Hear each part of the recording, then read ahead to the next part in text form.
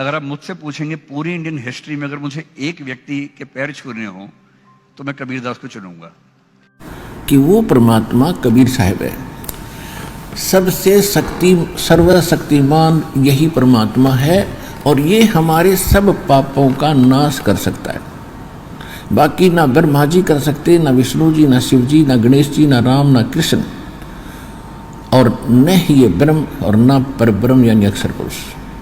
केवल परम अक्षर पुरुष यानी सत्य पुरुष कबीर साहब ये हमारे प्रारब्ध यानी किस्मत में लिखे हुए पापों का भी नाश कर देते हैं।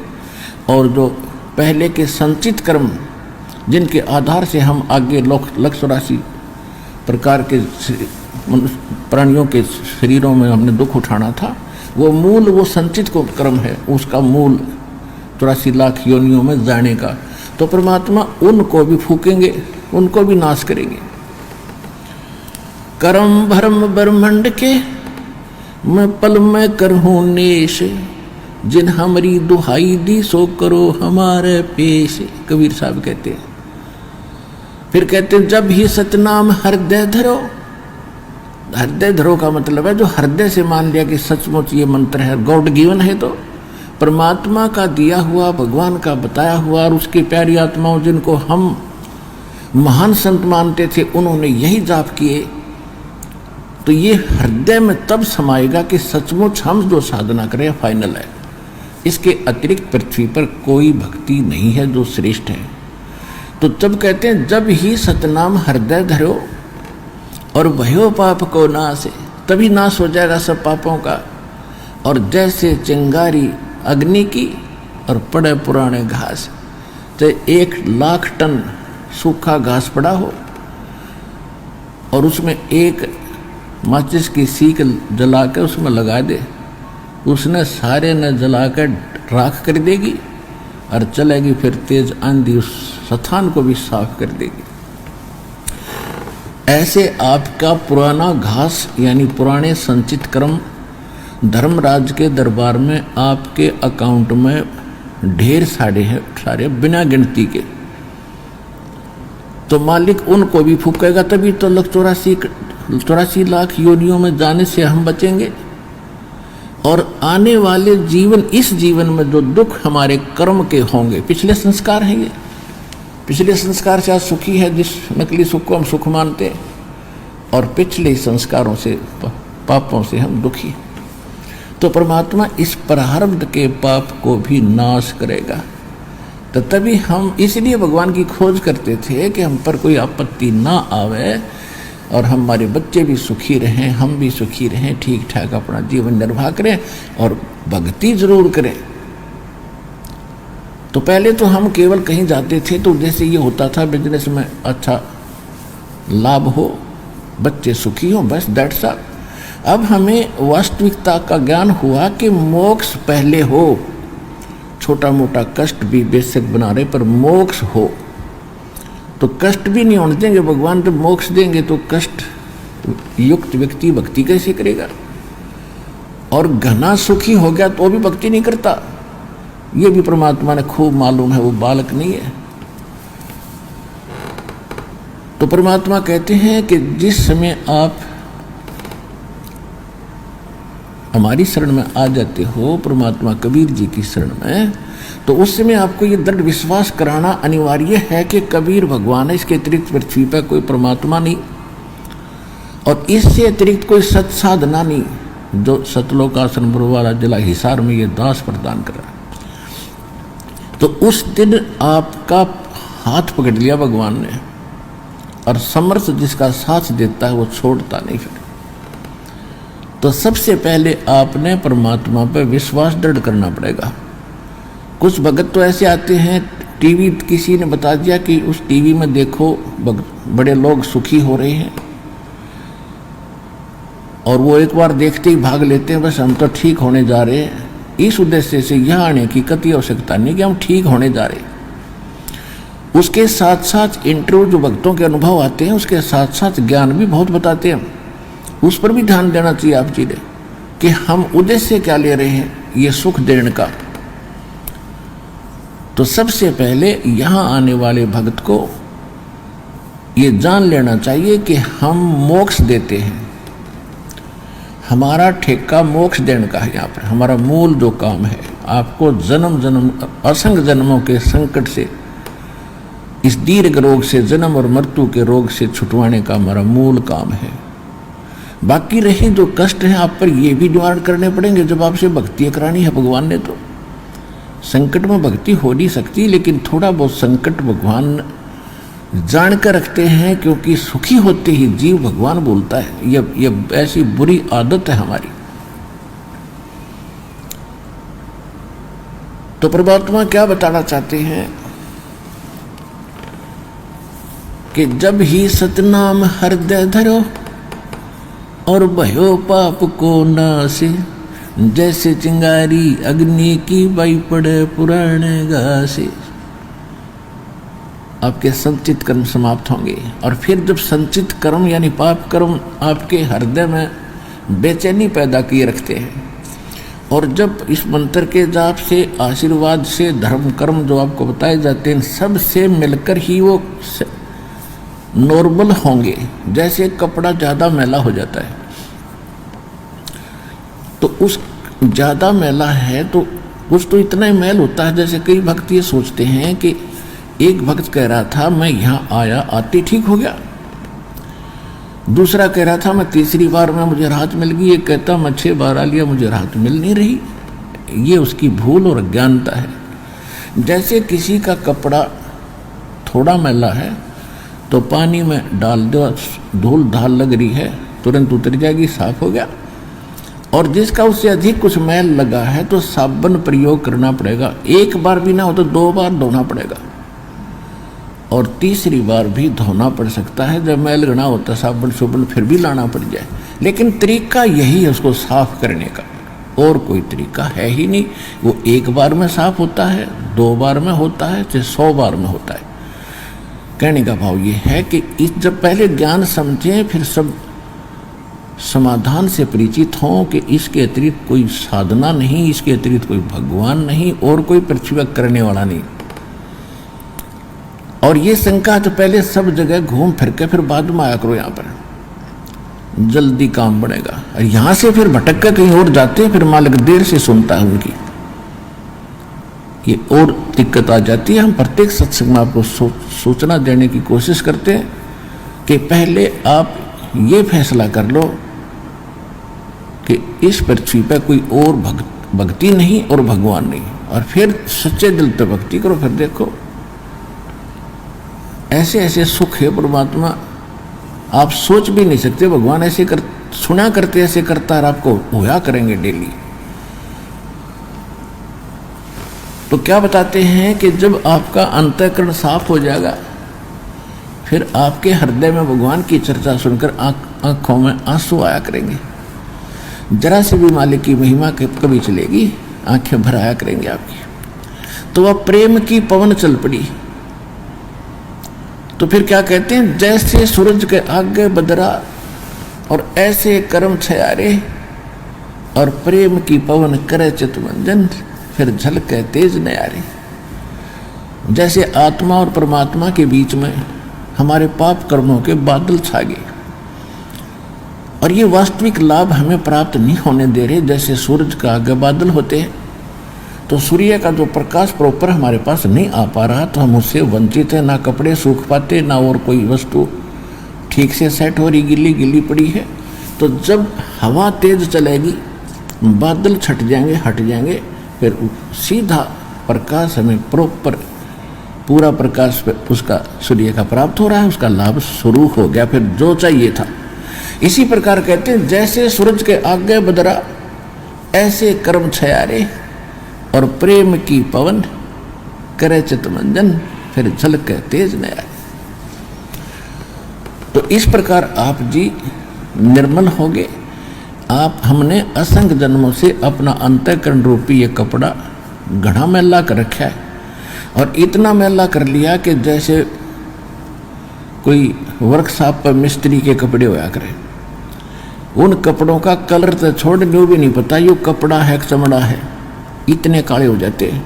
और उनको फिर धोने के लिए साबुन भी ला लेंगे, सोडे में भी उबालेंगे और फिर ड्राई क्लीन करने के लिए भी उस प्रोसेस में भी देना पड़ेगा। जब दिखेगा कि कपड़ा है और किसी कलर का है, तो इस प्रोसेस में आपको यहाँ आने के बाद शुरुआत की जाती है। जिसका जितना कपड़ा मैला अधिक है उसको समय लगेगा, लेकिन है गारंटीड बात कि सारा सुख होगा और पूरा मोक्ष होगा, आपका सब संकट भी निवारण होगा। ये तरीका हमारे पास कंप्लीट है, भगवान का दिया।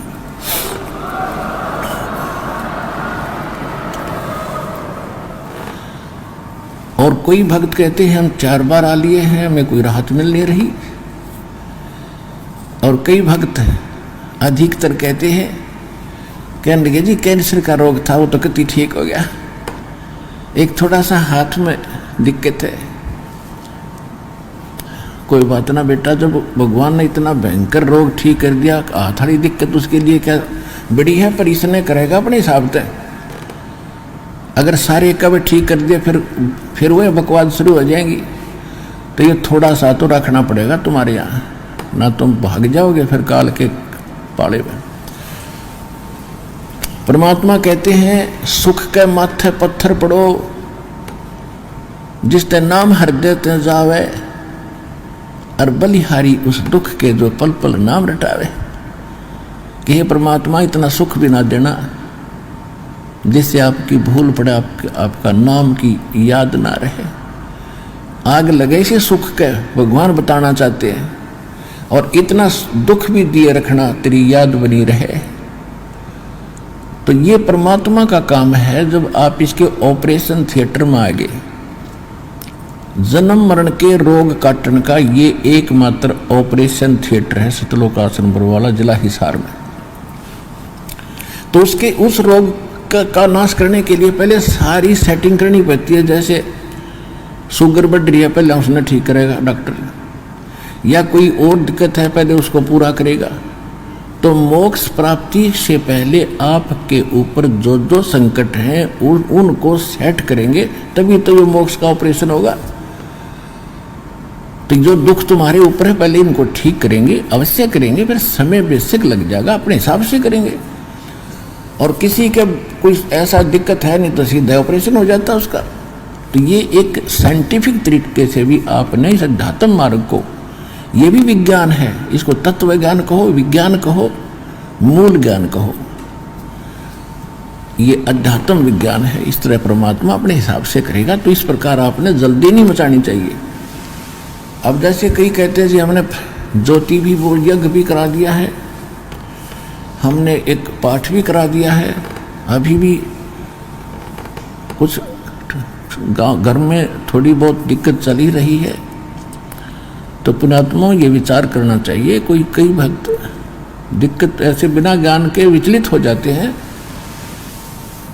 एक कह रहा था कि मेरी पत्नी ऐसे ऐसे कह रही थी, ये कर लिया वो कर लिया, मैं तो इस नाम को ही टागूंगी। एक बहन कह रही थी वहाँ बहुत अच्छा संत है, वहाँ जाऊंगी। तो पुण्यात्माओं देखो, यही दास समाप्त करना चाहता है कि पहले आप ज्ञान समझो। जब तक ये मन में है ना, तो आपको कति लाभ नहीं होते यार, रोज बैठे रहना। सबसे पहले एक तरफ हो जाओ कि पृथ्वी पर भगवान, इस कबीर परमात्मा जैसे भगवान नहीं, और इस सतलोक आश्रम बरवाला जिला हिसार जैसा इस दास के द्वारा दिया गया ज्ञान जैसा ज्ञान नहीं, और ऐसे भक्ति विधि नहीं पृथ्वी पे। और ये गारंटी दास आपको प्रमाणित भी कर रहा है और गारंटी दे रहा है। तो इसलिए इतना ज्ञान और इतना आपको प्रमाण दिखाने का दास का उद्देश्य है कि आप भगवान के इस मार्ग पर दृढ़ लगे रहें। और कहते हैं सत ना छोड़े सूरमा, सत छोड़े पत जा, और सत के बांधे लक्ष्य में फेर में लग गया। परमात्मा आपकी परीक्षा लेते हैं। अगर आप थोड़े से भी डगमग हो गए तो फिर भगवान का ऑपरेशन नहीं करने दिया, आप तो उठ के भाग गए, जाओ फिर थिएटर से भाग गए तो जाओ भाई, वहाँ कौन करेगा। तो इस प्रकार आप जीने बहुत डर रहना पड़ेगा। ये कोई डूम बाट के गीत नहीं, और दास कोई रोजी रोटी के लिए सांग नहीं जोड़ रहा। 2 रोटी भगवान ने दे रखी थी, जूनियर इंजीनियर की पोस्ट थी, civil department, irrigation department Haryana में, और अपनी मर्जी से उस पोस्ट को त्याग कर भगवान के आदेश अनुसार इस परमार्थ काम पर दास लगा है। भगवान को खूब पहचाना है, सारा ज्ञान जाना है, तब इस मार्ग पर कदम रखा दास ने। ये तो निश्चित हो जाना।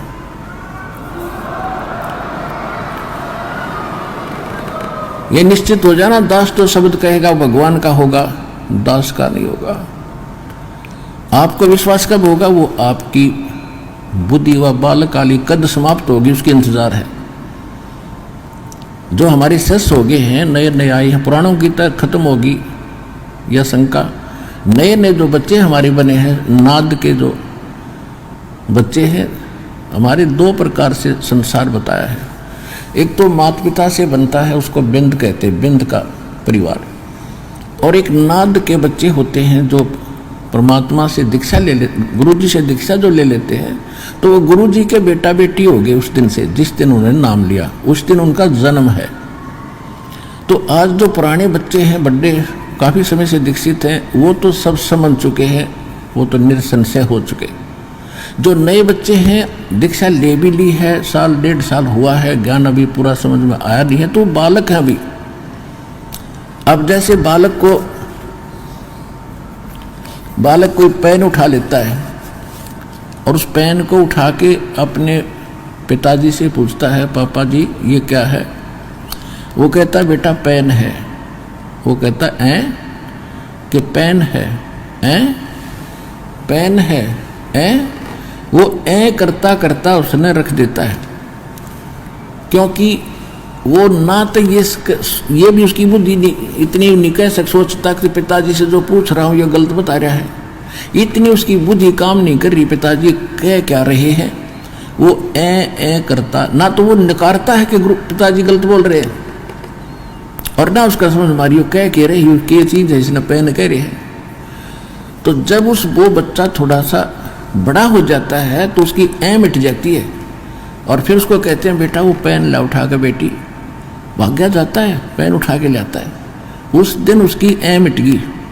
तो जिस दिन आपकी वह मिट जाएगी, उस दिन देखियो दो हाथ भगवान के। या मिटाने के लिए इतना सत्संग और प्रमाण दिए जाते हैं।